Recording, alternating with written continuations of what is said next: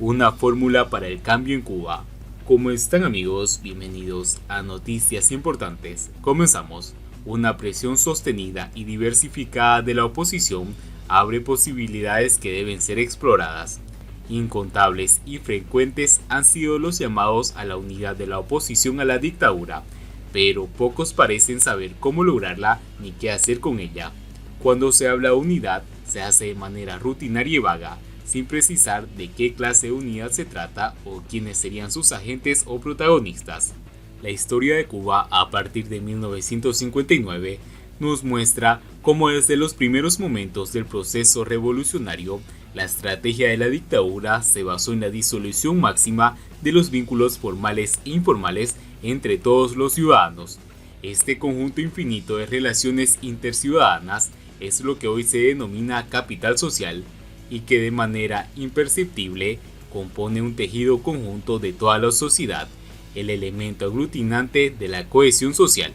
Sin embargo, desde el principio, la atención de los analistas de los procesos revolucionarios se enfocó primordialmente en los aspectos que más fácilmente eran observables o mesurables de lo que ocurrió en los dos primeros años, especialmente en la expropiación del capital físico y financiero de las empresas, una gran parte de las propiedades inmobiliarias, edificaciones y tierras de los ciudadanos y la pérdida de un segmento importante del capital humano del país por medio del éxodo.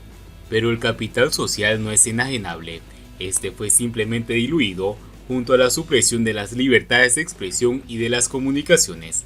Las elementales relaciones interciudadanas que aún existen sin intervención del gobierno son de poco alcance por estar limitadas a familias, vecinos, colegas de algún gremio o lugar de trabajo, estudiantes y miembros de órdenes religiosas. Pronto, el gobierno cubano monopolizó la unidad de un segmento de la población en torno a las organizaciones y empresas del Estado, las Fuerzas Armadas, el Partido Comunista y las organizaciones de masa. En muy poco tiempo, el cubano perdió sus libertades para organizar no ya actividades políticas, sino también de cualquier otra índole. Junto a la reducción de la propiedad privada, la libertad de comercio y de empresas y otras libertades que aún durante la dictadura de Batista fueron respetadas, pronto el gobierno restringió toda la gama de libertades de organización y de expresión, de manera que los ciudadanos quedaron aislados unos de otros y por lo tanto a expensa de los manejos arbitrarios del nuevo orden gubernamental.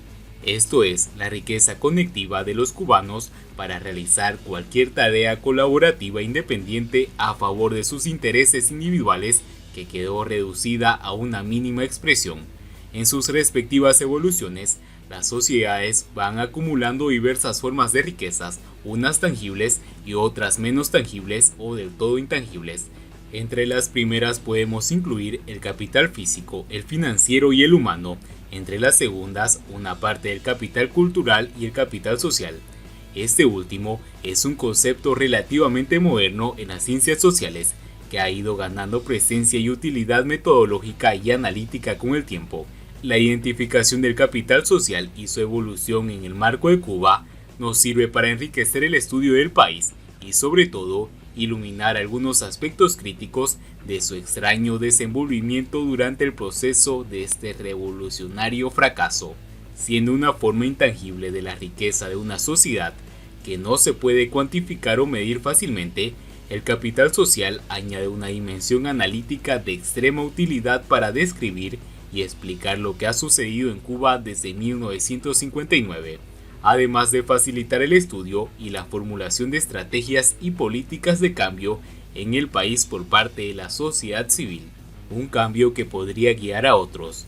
No se puede exagerar la importancia práctica de este concepto a la luz de lo sucedido en La Habana en noviembre de 2020, con el movimiento San Isidro, cuando unas 3 centenas de artistas e intelectuales cubanos se reunieron frente al Ministerio de Cultura para demandar un diálogo con las autoridades y expresarles sus puntos de vista por las restricciones que los mismos sufren a sus libertades.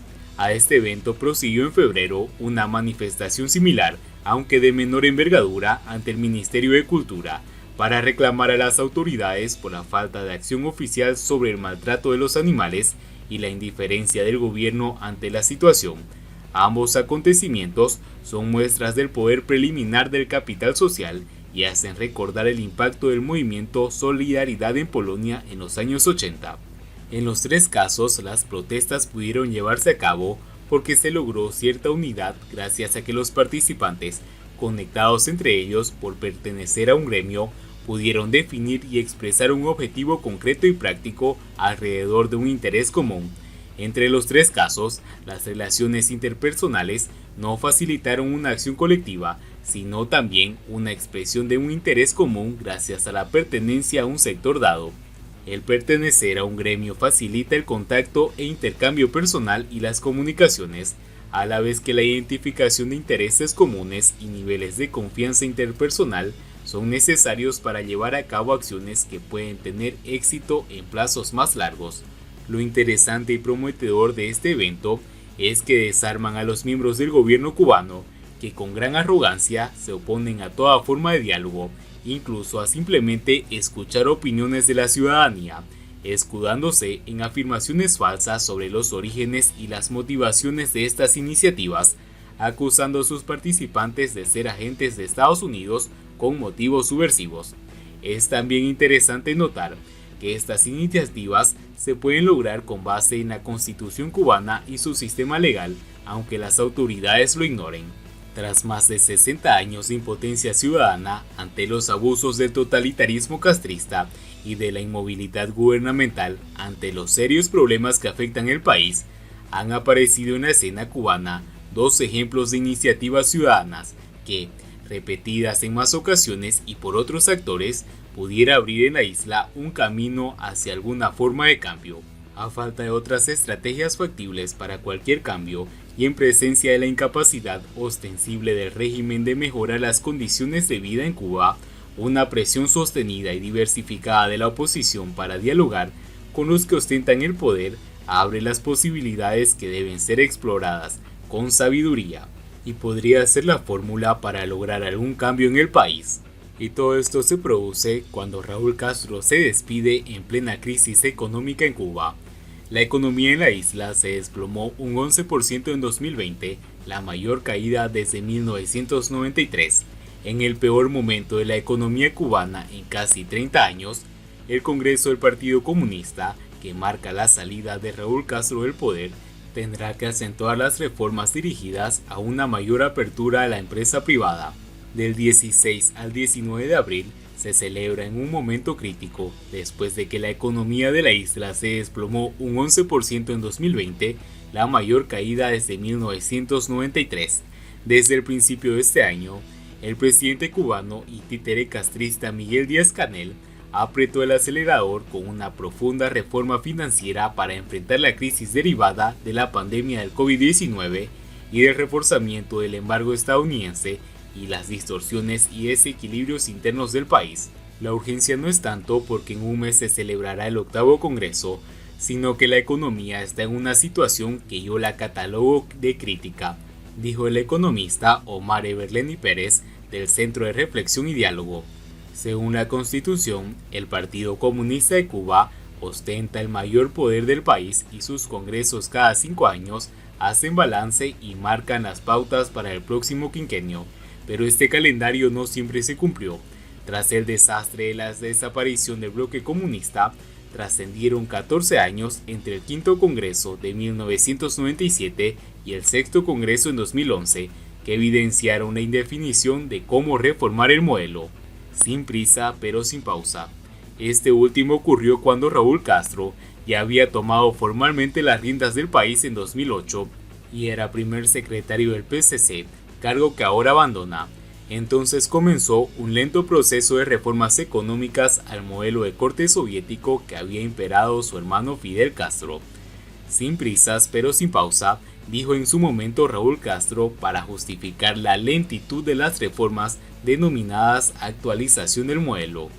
El liderazgo histórico, a punto de jubilarse en este Congreso, lega 3 hojas de rutas que establecen las bases de la política económica y social, el diseño del nuevo modelo y un plan nacional de desarrollo hasta 2030. Sin embargo, para la economista cubana Jacqueline Laguardia, hasta 2019 el programa fue implementado de manera parcial inconexa y contradictoria. Este año el gobierno echó a andar una profunda reforma monetaria que ha resultado en un completo fracaso. Tampoco ha modernizado ni diversificado el sistema bancario financiero para acompañar el crecimiento del sector privado o la agricultura, sin olvidar que el tema esencial en Cuba es la escasez de bienes, en especial de alimentos.